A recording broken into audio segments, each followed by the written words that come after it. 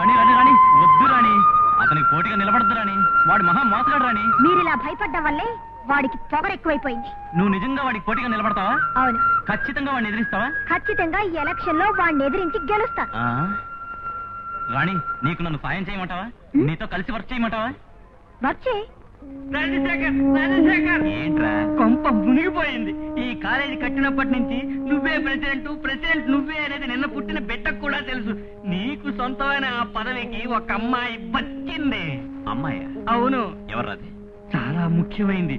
ఆ రోజున నడివీధిలో మోటార్ సైకిల్లో వచ్చి మన కారుతో చెడుగుడు ఆడుకుని నిన్ను గిరికిలు కొట్టించిందే మన కాలేజీ తుఫాన్ క్వీన్ రాణి.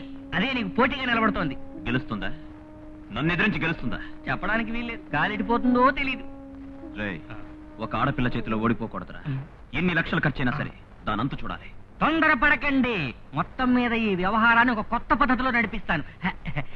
కానీ మనం గెలవాలంటే మన తరఫున ప్రచారం చేయడానికి ఆ గ్యాస్ నారాయణ స్వామి గారిని ఒక పట్టు పట్టి మన పక్కకి లాక్కోవాలి.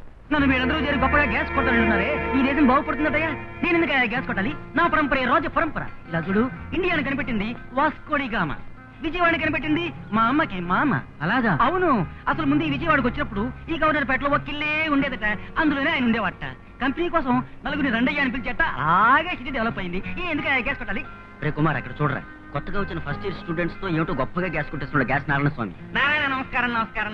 రామా, బాగున్నా? బానే ఉన్నాను. మన రాజశేఖర్ లేడు, నించుంటున్నాడు. ఏమా కూతుమను? అది కాదయ్యా, మన కాలేజ్ ఎలక్షన్ లో ప్రెసిడెంట్ గా నించుంటున్నాడు. చూసారా, ఇప్పుడేగా మన దేశ ప్రెసిడెంట్ గురించి మాట్లాడాను. ఇది కాలేజీ ప్రెసిడెంట్. నువ్వు ఎలాగైనా సరే హెల్ప్ చేసి అతని ప్రెసిడెంట్ ఎలక్షన్ లో గెలిపించాలి. నేనా? అవును. నేనా? అవును. అయ్యయ్యా, ఏంటయ్యా పచ్చగడ పచ్చిలాగా? నేను సహాయం చేయడానికి ఏం లేదు. ఇప్పుడే ఎక్స్పో 88 కోసం నేను జపాన్ వెళ్ళబోతున్నానే. ఎందుకు? అక్కడ ఒక పెద్ద ప్రాబ్లం. ఏంటి? అక్కడ జైంట్ వీల్ ఒకటి ఉంది. అవును. దాని అడుగున ఒక నట్టు ఊడిపోయింది. దానికోసం నన్ను రమ్మంటున్నారు. చాలా తప్పు. ఇది నట్టు ఊడిపోవడం. అది కాదయ్యా, నువ్వే వెళ్ళాలి. మాట్లాడకూడదు, నువ్వే హెల్ప్ చేయాలి. నన్ను హెల్ప్ చేయమని అందరూ అడుగుతున్నారు, కానీ నాకు హెల్ప్ చేయడానికి అంతే కదా. నీ ఖర్చుకి ఎంత కావాలో రాజశేఖర్ ఖర్చు పెట్టమంటాను. మన రాజశేఖర్ జయించినట్టే. సోదరులారా, సోదరీమణులారా, అందరికీ నమస్కారం. నేను ఈ రోజు ఆఫ్రికాలో స్టూడెంట్ కాన్ఫరెన్స్ లో ఉండవలసిన వాడిని. అది వదిలి ఇక్కడికి ఎందుకు వచ్చాను? మన రాజా గురించి మాట్లాడడానికి వచ్చాను. ఇప్పుడు తెలుగుదేశంలో నిరుద్యోగం విలయతాండవం చేస్తోంది. అది అడిగిట్టేందుకో మార్గం చెప్తాను వినండి. ఈ రోజు ఏ విద్యార్థి పరీక్ష రాసినా కూడా అతను సమాధానం రాస్తున్నాడో లేదో అనవసరం. అతను పరీక్ష పాస్ అవ్వాలి, డిగ్రీ ఇచ్చి తీరాలన్నదే మన లక్ష్యం. మిమ్మల్ని అందరినీ సోమరిపోతులు చేయడానికా? కాదు, మీరు అసలే సోమరిపోతులని వాళ్ళందరికీ ముందే తెలుసు. నన్ను మీరు ఎన్నుకుంటే తాడులాగి కొండను పడగొడతాను, సముద్రం మీద నడిచి చూపిస్తాను అని గాలి కబుర్లు నేను చెప్పను. నా వల్ల చేతనైంది నేను చేస్తాను. మీ మంచి ఆశయాలన్నీ నిర్వాహకులతో చెప్పి మీ భవిష్యత్తు బాగుపడేలా పాటుపడతాను. ఉద్యోగాలు కొడితే ఏమడుగుతున్నారు? ఎంఏ చదివేవా, బిఏ చదివేవా అని అడుగుతున్నారు. ఎంఏకి ఒక పోస్టు, బిఏకి ఒక పోస్టు. పోస్ట్ అంటే ఏమిటి? స్తంభం. మిమ్మల్ని అందరినీ స్తంభాలనుకుంటున్నారు. తెలివిని గౌరవించరు, ఆ పేపర్ ని గౌరవిస్తారు. సో మాట్లాడకుండా ఆ పేపర్ కి పట్టం కట్టేద్దాం. అప్పుడు నిరుద్యోగ సమస్య తీరిపోతుంది. ఆ సమస్యని అన్నగారు తీర్చగలిగారంటే ఆయనకి నోబెల్ ప్రైజ్ దొరుకుతుంది. నోబెల్ ప్రైజ్ దొరుకుతుంది. ఆలోచించండి. నోబెల్ ప్రైజ్ తీసుకోబోయే రాజశేఖర్ మీకు కావాలా, లేక చీర సింగారించి ఎవరి చేతనో తాళి కట్టించుకుని వంట చేయబోయే రాణి కావాలా? Rajashekara, Rani. Vote for Rani, vote for Rani. నమస్కారం, నమస్కారం. మా ప్రాణాలు తీసి ఆడపిల్లలారా, సోదరీమణులారా, అందరికీ నమస్కారం. ఈ అన్యాయాన్ని చూడండి. స్త్రీ జాతి కోసం పోరాడతాను అని చెప్పి ఈ అమ్మాయిలాగా డ్రెస్ చేసుకుందా చూడండి. పైన ఒక దోమతెర, కింద బఫూన్ ప్యాంటు. అంటే ఇది ఒక వన్నెల విసినకర్ర. దీనిగా ఓటు వైపోతున్నారు. ఆడవాళ్ళు ముందుకు రావాలి, నేను కాదండం లేదు. ఎంతో మంది ఆడపిల్లల్ని నేనే ముందుకు తీసుకొచ్చాం, కానీ స్వతహాగా కష్టపడి వచ్చారా? ఎందుకు పక్కన మగతోడు పెట్టుకుంది అంటే మగవాళ్ళకే పవర్ ఎక్కువ. అందుకని చెప్తున్నాను సోదరీమణులారా, నీ ఓటు రాజశేఖర్ కి.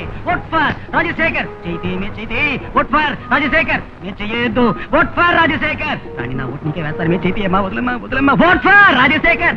Friends, don't forget vote for Rani. Please select and elect vote for Rani. దయచేసి మర్చిపోకండి. నేను చెప్పేది వినండి.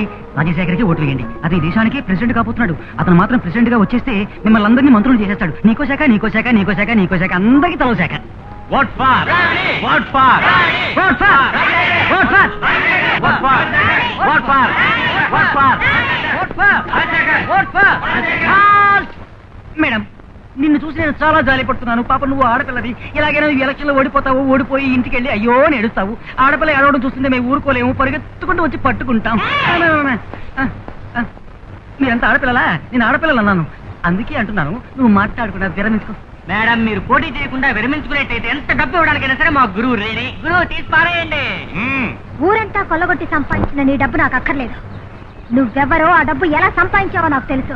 నీ గర్వం అణచాలనే నేను ఎలక్షన్ లో నుంచున్నాను.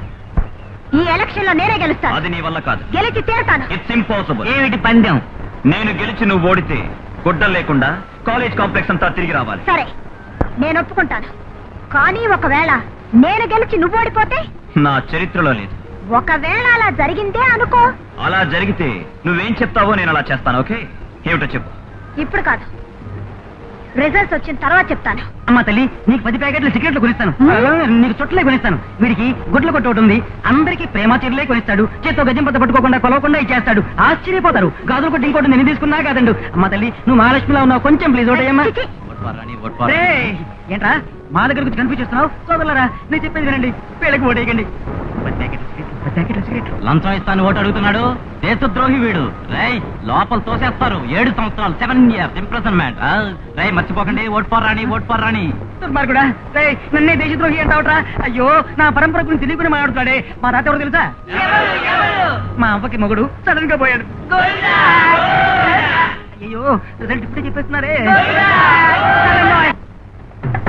సోదరులారా, ఇందు మూలంగా తెలియజేసేది ఏమిటంటే ఎలక్షన్లు జయప్రదంగా ముగించాం. లోపల ఓటు లెక్క పెడుతున్నారు. ఇప్పుడు కొంచెం సేపట్లో రాజశేఖర్ గెలిచాడు అనే వార్త వస్తుంది. అతను గెలవగానే కళ్ళు పెద్దవి చేసుకుని సిద్ధంగా ఉండండి. ఎందుకంటే రాణి నగ్నంగా కాలికి అంత రౌండ్లు కొట్టబోతోంది.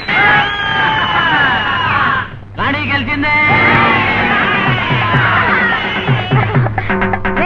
Gas master, ఇప్పుడేమంటావు? ఇప్పుడేంటమ్మా, ఎప్పుడు అదే చెప్తాను. ఏమా, ఎలక్షన్ లో డబ్బులు చూపిస్తాను, సిగరెట్ కొనిస్తాను అంటేను ఓటిస్తారా? అదంతా ఓసీ ఓటు, ధనమదం. అలా ఎవ్వరూ గెలవలేరు. న్యాయంగా వాళ్ళ కోరికలన్నీ చెప్పుకోవాలి, స్టూడెంట్స్ ని ఆకర్షించాలి. అందువల్లే ఆడవాళ్ళు గెలిచారు. రాణి వర్తిల్లాలి. ఏమే చేస్తావు? నేను అప్పుడే చెప్పాను, బుద్ధిగా చదువుకుని ముందుకు రాని. నీకెందుకు ఎలక్షన్? నేను గెడవే. ఏమా, వాడు ఓడిపోతే ఏదో కండిషన్ పెడతాన్నారే, ఇప్పుడు ఏదో చెప్పు. మిస్టర్ రాజశేఖర్, మిస్టర్ వచ్చి తూ పోగిన రాజకీయాల పేరు. నువ్వు నన్ను నగ్నంగా తిరగమన్నావు. నేను నిన్ను చీర కట్టుకోమంటున్నాను. ఇది కట్టుకొని ఈ కాలేజ్ క్యాంపస్ అంతా ఓసారి తిరిగిరా.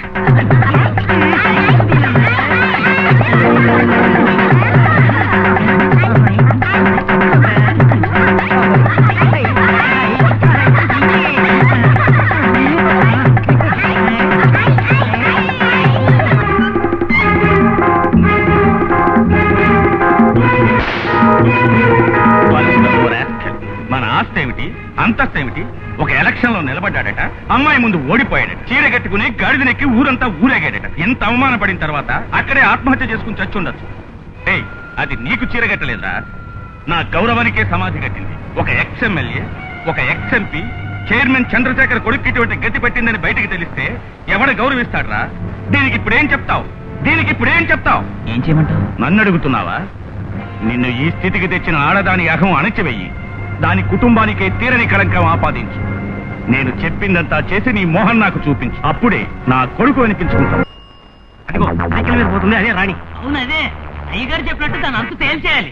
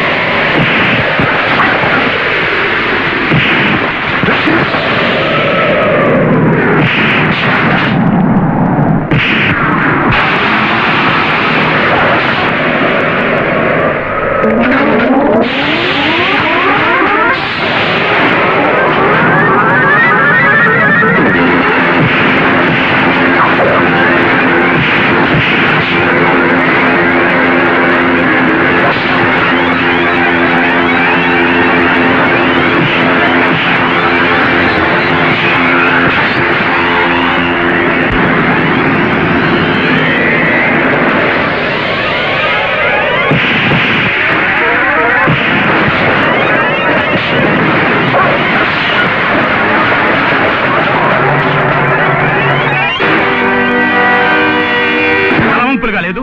కోప్పడకండి నాన్న, నేను వెంటనే అమ్మాయి ఊరెళ్ళి. నువ్వెక్కడికి వెళ్తావో ఏం చేస్తావో నాకు తెలియదు. ఆ అమ్మాయి బ్రతికినంత కాలం ఏడుస్తూనే ఉండాలి. అందుకోసం ఎన్ని తలలు తెగినా సరే